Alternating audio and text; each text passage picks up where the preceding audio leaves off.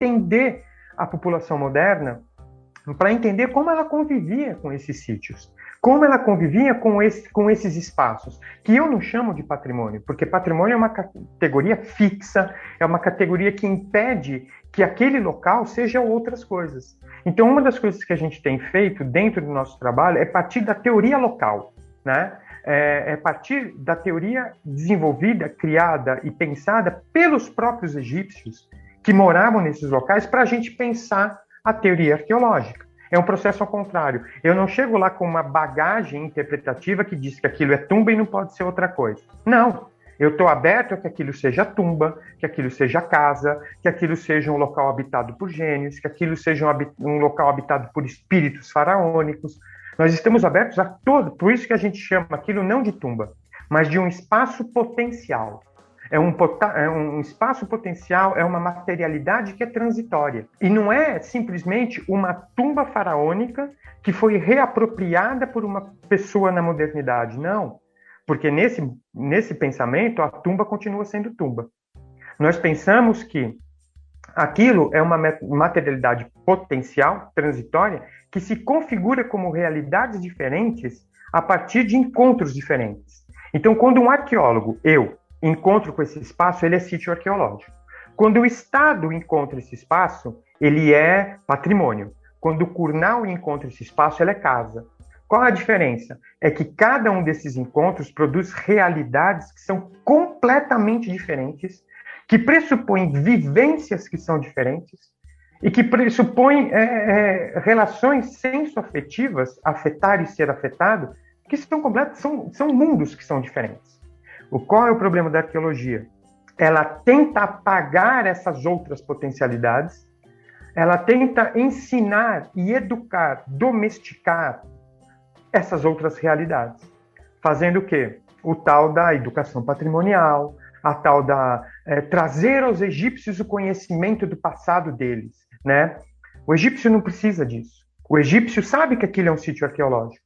Ele sabe que aquilo pertenceu ao mundo faraônico, né? E ele sabe que o mundo faraônico faz parte do passado dele. Agora, ele tem outros processos de apreensão que não precisam ser passados pelo filtro do arqueólogo enquanto fonte de autoridade. Se tem uma coisa que a gente aprendeu nesse processo, nesses anos de Egito, é que nós não somos fonte de autoridade e não precisamos nos impor enquanto autoridades científicas. Dentro do nosso projeto, o discurso científico é só um dos possíveis discursos que a gente tem, né? A gente foca muito nas chamadas narrativas alternativas como forma de conhecimento dos locais, né? Então, quase todo mundo da equipe fala árabe e tenta trazer essa comunidade para dialogar. Então, quando surge uma lata de sardinha furada, aquilo não é uma lata de sardinha. Aquilo tem tanto valor quanto uma estátua de Amon, né? Eu dei uma palestra recentemente que falava entre sarcófagos e latas de sardinha, que a gente discutia exatamente isso. E para mim, particularmente, a lata de sardinha é mais importante que a estátua de Amon. Sabe por quê? Porque a estátua de Amon tem tudo quanto é museu. Lata de sardinha, não. Vamos ficar com esse símbolo aqui agora, esse contraste que você colocou, porque eu acho que isso, inclusive, para quem está ouvindo a gente, se as pessoas estiverem ouvindo da mesma forma que eu, isso já traz uma quebra de paradigma, inclusive, né, do nosso olhar do que é arqueologia, do que é essa pesquisa, e os próprios pesquisadores, né? Que uma coisa que acho que a Thaís já tinha comentado comigo em uma outra entrevista que eu fiz com ela, essa questão do glamour que muitas vezes a gente coloca, né? Realmente é muito essa ideia do pesquisador e das escavações como uma coisa muito distante, mas tem esse olhar, né? Assim como as tumbas, né? Elas foram sendo utilizadas de forma diferente, foram vistas de maneira diferente, eu acho que a ciência também, né? Pode passar por isso, certo, Zé? Sabe o que é mais interessante? Todo esse processo de colonização, da formação de um discurso sobre o passado faraônico, ele está presente entre os egípcios. Os egípcios tiveram muita dificuldade de entender esse projeto sul-americano, esse projeto brasileiro. Por quê? Porque a gente não chegou lá para explicar nada. E isso gerou tensão. O que eles esperavam quando eu cheguei? O arqueólogo, formado, doutor, com uma equipe totalmente piramidal e hierarquizada. Eu mando, os outros obedecem. E as explicações vêm de mim. E, de repente, eu venho lá com uma equipe que não tem líder, que eu sou líder administrativo, respondo ao Estado, mas Dentro de campo, a gente discute, a gente debate, não tem uma posição oficial e, principalmente, eu recorro a todo momento aos Kurnauis para responder as minhas perguntas, né? O que é aquilo ali? Aquela cesta. E cada vez que eu gerava uma pergunta dessa, no início, gerava tensão, porque o pessoal me olhava assim, desculpe o termo, o que esse mané tá fazendo aqui? O cidadão não é doutor? Ele está perguntando para mim o que é aquela cesta cheia de oferenda dentro? Ele que tem que me explicar. Eu falava, não, filho, é você que tem que me explicar. E isso gerou realmente uma tensão, porque o que eles esperavam é esse processo da arqueologia hegemônica. Por quê? Porque eles foram educados, eles foram domesticados nesse tipo de arqueologia. A própria Thaís falou do processo de decifração da Pedra de Roseta. Nesse momento em que a pedra foi traduzida, a história egípcia, pela primeira vez, saiu da mão de egípcios para ir para a mão dos europeus. É por isso que nunca se publicou, por exemplo, todo mundo conhece La Description de l'Égypte, que foi feita pela Comissão Científica do Napoleão. Ninguém conhece os trabalhos das crônicas do Al-Jabarte, que foi um egípcio que escreveu no mesmo período que o Napoleão, dando exatamente o outro lado. Então, o que os egípcios esperam? Não o Al-Jabarte, eles esperam o Napoleão. E quando o Zé Roberto, com a equipe dele, chega lá, não sendo o Napoleão, gera tensão, mas que tem gerado caminhos maravilhosos de abertura e de conhecimento, que não são livres de atrito, mas que têm gerado grandes processos de fermentação de pensamentos arqueológicos.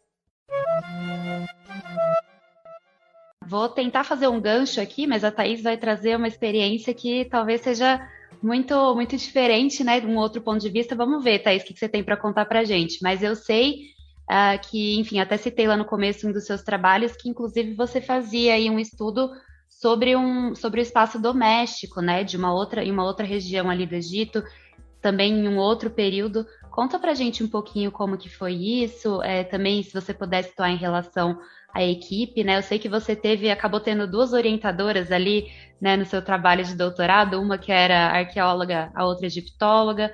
Conta um pouquinho para a gente sobre a tua experiência.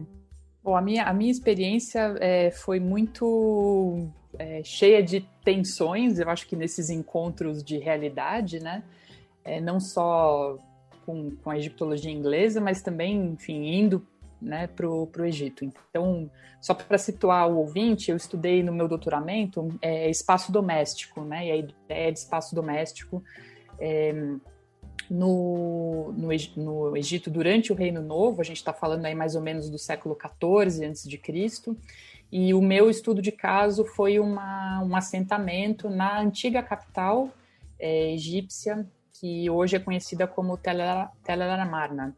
E Amarna é um sítio importante porque ele é uma espécie de Pompeia, né, assim, para os egiptólogos. É uma cidade que ela foi construída muito rapidamente, quando o faraó Akhenaton mudou a capital, né, de Tebas para Amarna, numa região que não tinha ocupação significativa, não tinha um espaço urbano, e ela foi construída rapidamente e teve um período de ocupação muito curto. Ela foi ocupada mais ou menos por 20 anos e depois ela é abandonada gradativamente, né? Quando o faraó morre, as pessoas voltam para a capital em Tebas, para a antiga capital.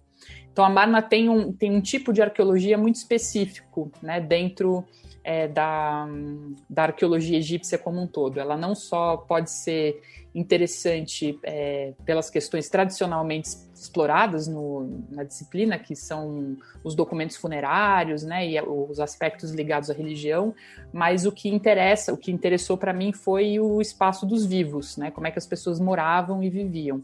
Então, nesse sentido, teve uma curva, né, assim, de escolhas. Eu participei de algumas escavações, eu faço parte do Amarna Project, né, que é dirigido hoje pelo professor Barry Camp e pela Anne Stevens, e eu tive uma experiência muito diferente, né, assim, com a prática arqueológica, né? A Marna hoje ela fica numa região que é habitada por agricultores, as pessoas moram ali, né?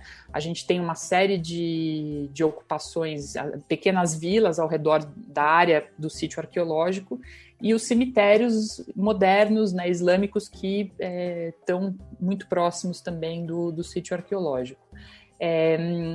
O Amarna Project é um projeto internacional, enfim, que tem uma série de pequenos projetos desdobrados, né? Então a gente tem o projeto que eu faço parte hoje, ele é o projeto que escava os cemitérios de não-elite, e tem uma equipe bastante diversificada, enfim, com diferentes formações, né? Antropólogos, forenses, né, que a gente estava falando, né, Zé, assim, pessoas especializadas em cerâmica, pessoas especializadas em artefatos de madeira, tecidos e por aí vai. E participei de uma outra escavação com eles, de um complexo doméstico na cidade principal, para se estudar uma oficina de produção de vidro e faianças. Então, um tipo de arqueologia muito diferente, né, do que a gente vê na arqueologia funerária. São metodologias completamente distintas. Então, esse trabalho com a Amarna Project, ele me expôs a um outro encontro de realidades, que foi ser uma brasileira estudando em Oxford, escavando no Egito, né? Então, era muita coisa diferente ali acontecendo. E uma das coisas que foi muito interessante para mim foi a participação, né, com as equipes locais, muito nessa onda, né, de, enfim, como é que essas pessoas entendem os seus espaços, né, as suas histórias ali. E o que eu vi foi uma experiência muito, muito diferente, assim, né, um pouco do que o Zé relatou. O projeto tem uma preocupação grande com a participação das comunidades locais, com as ocupações que existem ali ainda. Já faz algum tempo, né, que a arqueologia, a teoria arqueológica moderna, ela tem se desdobrado em muitas frentes, e uma delas que é muito forte hoje é a da arqueologia das comunidades, né, e que é muito apoiada aí numa leitura antropológica, né, de como é que a gente lida com essas múltiplas realidades, né, desses encontros que o Zé falou, né, que são dessas realidades distintas que estão ali em disputa no mesmo local, no mesmo objeto, né? E como é que a gente trata desses espaços de disputa. E eu acho que é isso que é interessante no trabalho que a gente faz, porque mais do que pensar o discurso de autoridade ou enfim, do quem está certo e está errado, né? Tipo, não é briga de futebol, né, Zé? Assim, como que a gente... sendo um intelectual, né? Acho que o esforço intelectual é esse, né? Como é que a gente explicita essas tensões, né? E usa essas tensões a favor do trabalho, né? E não do trabalho no sentido de instrumentalizar a escavação, mas de pensar as relações humanas a partir dessas tensões. Eu acho que isso é muito rico. Uma das coisas que eu fiquei assim bastante tocada no meu projeto de doutoramento foi poder comparar as habitações dos antigos egípcios com os trabalhos de etnografia que a gente tem das casas contemporâneas, né? Então, um pouco o que o Zé falava, né, da vila de Gurna, tem um trabalho de um arquiteto egípcio famoso, importante, chamado Hassan Fatih, e ele fez um projeto a convite do governo egípcio, né, no começo do século XX, para construir casas para as pessoas pobres, né? E o que ele descobriu, ele fez entrevistas, ele foi para a Núbia, para, enfim, descobrir como é que as pessoas moravam, etc.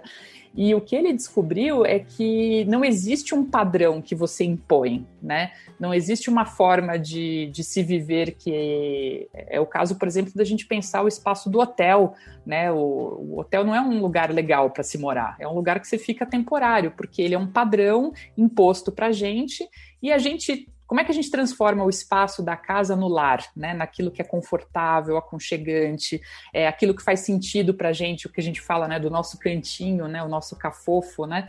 Essas expressões assim mais carinhosas para o espaço doméstico. E eu acho que isso que foi maravilhoso para mim em termos de experiência, né? Foi olhar para essas experiências do passado e do presente e ver como a ação humana ela é diversificada, né? As pessoas transformam os espaços de formas diferentes. O assentamento que eu estudei era um assentamento construído pelo Estado egípcio, que é a Vila de Trabalhadores, e para acomodar, justamente para receber os trabalhadores que participavam da construção da tumba real, né? Enfim, dos projetos de construção do faraó Akenaton.